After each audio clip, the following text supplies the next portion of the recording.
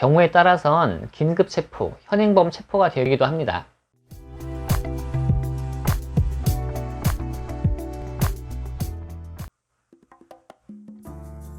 안녕하세요. 변호사 박주원입니다.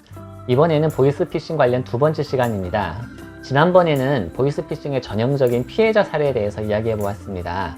너무 뻔한 이야기가 아니냐고 생각하시는 분도 계실 것 같습니다만, 보이스피싱이라는 게 상황적으로 약자를 대상으로 한 범죄라 그렇게 보일 수도 있을 것 같습니다. 은행을 빙자한 대출 사기 같은 경우에는 추가 대출은 절실히 필요한 상황인데 이미 모든 대출이 막힌 상황에서 추가 대출이 가능하다는 안내를 받으면 아무래도 혹할 수밖에 없거든요. 아이가 납치되었다는 식의 보이스피싱은 아무 집에나 전화를 하는 게 아니에요. 사전에 전화할 집을 정확하게 골라서 그 집 아이에게 접근을 합니다. 그리고 잠깐 동안 그 집 아이가 전화기를 못 쓰는 상황을 만들 거예요. 그리고 그 30분, 1시간 동안 그 순간을 이용해 가지고 전화를 해요.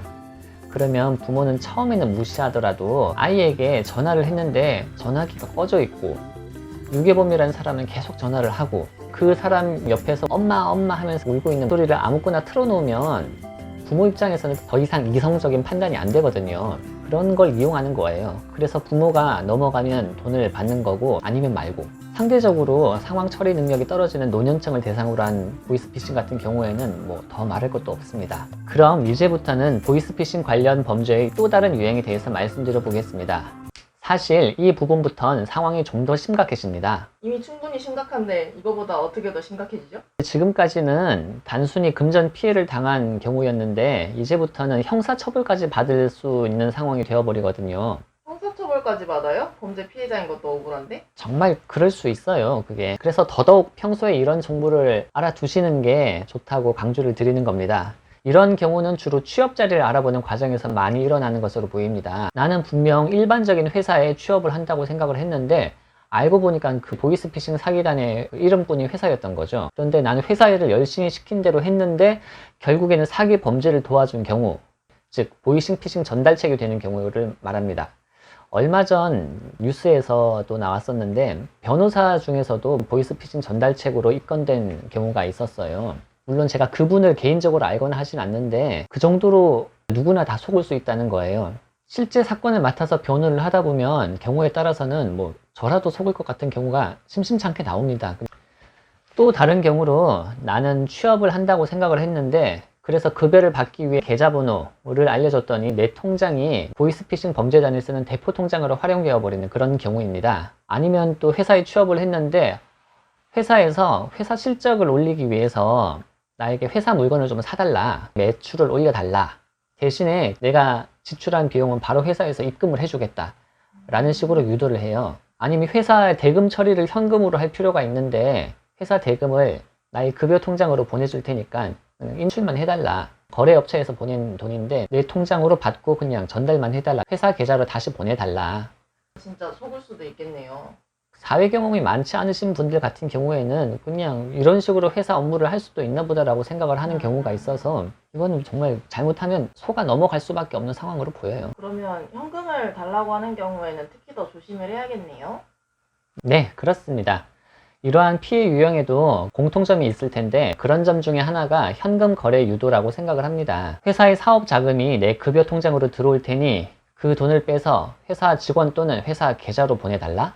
보통의 회사 사장님이라면 이번에 새로 채용된 사원을 믿을 수 있을까요?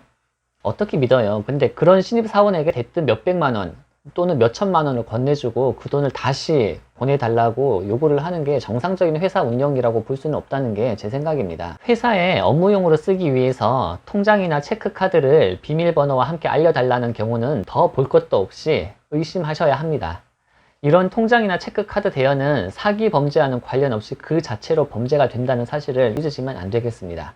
그런 통장이 대포 통장이 되는 거니까요. 그럼 또 다른 공통점이 있나요? 네, 그렇습니다. 저번에도 말씀드렸듯 나는 나를 채용한 사람, 인사 담당자라는 사람을 직접 보지 못한 상황에서 업무에 투입이 되는 걸로 보입니다. 모든 채용 절차는 전화 상담 또는 카카오톡으로 이루어지는 경우가 많아요 보니까 취업을 해야 하는 피해자 입장에서는 절박하고 그리고 절차가 간단하니까 쉽게 속는 것처럼 보였습니다. 요즘은 코로나 때문에 전화나 문자 상담을 악용하는 경우가 많을 것 같아요. 쉽게 의심하기도 힘들 것 같고요. 이게 더 그런 것 같아요. 요즘 들어 특히 보이스피싱 관련 피해가 많이 보이는 것은 이런 코로나 상황과도 연관이 있을 거라고 생각을 합니다. 그러니까 채용 담당자를 한 번도 보지 못한 상태에서 취업이 되셨다 라고 하면은 보이스피싱을 강하게 의심할 필요가 있겠습니다. 예나 지금이나 인사가 만사라고 사람 뽑는 일은 회사에서 제일 중요하잖아요. 그런데 내 얼굴도 한 번도 안 보고 나를 채용한다는 것 자체가 좀 의심스러운 상황이니까 정상적인 회사라면 있을 수 없는 일이라고 생각을 합니다. 마지막으로 제가 겪은 피해자분들의 공통점이라고 하면 그만큼 상황이 많이 절박하신 분들입니다. 그러다 보니까 이 이상한 상황을 조금 더 의심하지 못한 분들도 계시고 조금은 이상한 것 같은데 그렇지만 뭐 이 정도는 괜찮지 않을까라고 생각하신 분들도 계시더라고요. 그렇지만 처음에도 말씀드렸다시피 오늘의 이런 경우는 상황이 매우 심각한 경우입니다. 경우에 따라선 긴급 체포, 현행범 체포가 되기도 합니다. 노력을 받으셔야 한다라고 저는 그렇게 말씀을 드리고 싶습니다. 저 같은 경우에는 소송 진행을 혼자 하실 수 있으면 혼자 해보시라고 권하는 편이긴 한데 특히 형사 사건 중에서 성범죄, 보이스피싱 이런 범죄는 변호사를 선임하셔가지고 함께 대응을 하시길 권합니다. 형사소송은 민사소송과는 다르게 초반 대응이 정말 많이 중요한데요. 이게 딱 잡아떼라 뭐 이런 이야기를 드리는 게 아니고 사람 말이 아 다르고 어 다르잖아요. 같은 상황을 이야기하는데 법적으로는 완전히 다른 진술이 되어버릴 수 있으니까 이미 수사 초반에 사실상 자백을 해버리시고 재판에 와서 나는 그러지 않았다 라는 식으로 무죄를 다투시면 그만큼 그 재판은 많이 어려워져요. 그래서 드리는 말씀이에요. 그렇군요. 어렵다는 건 가능성이 없다는 뜻이죠? 없진 않지만 많이 낮아진다.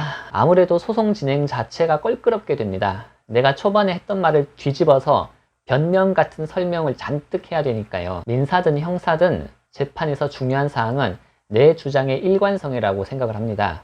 판사님도 사람이잖아요. 그 사람을 설득하려면 내 주장이 거짓 없이 일관되고 그에 따른 증거가 뒷받침이 되어야 합니다. 그런데 주장이 왔다 갔다 하면 일단 좋은 인상을 주기는 어렵죠. 물론 주장을 바꾸더라도 그 바뀐 주장에 합당한 증거가 있다면 모르겠습니다만 보통 이런 범죄 같은 경우에는 그런 확실한 증거까지도 잘 없어요. 그래서 문제가 되죠. 오늘은 보이스피싱 가해자가 되어버리는 상황에 관해서 이야기해 보았습니다. 피해를 당하지 않으려면 특히 현금을 전달해 달라거나 내 통장에 돈을 보낼 테니 그 돈을 다시 건네달라 는 요청은 무조건 의심을 하셔야겠습니다. 모쪼록 모두 추석 명절 잘 보내시길 바랍니다. 감사합니다.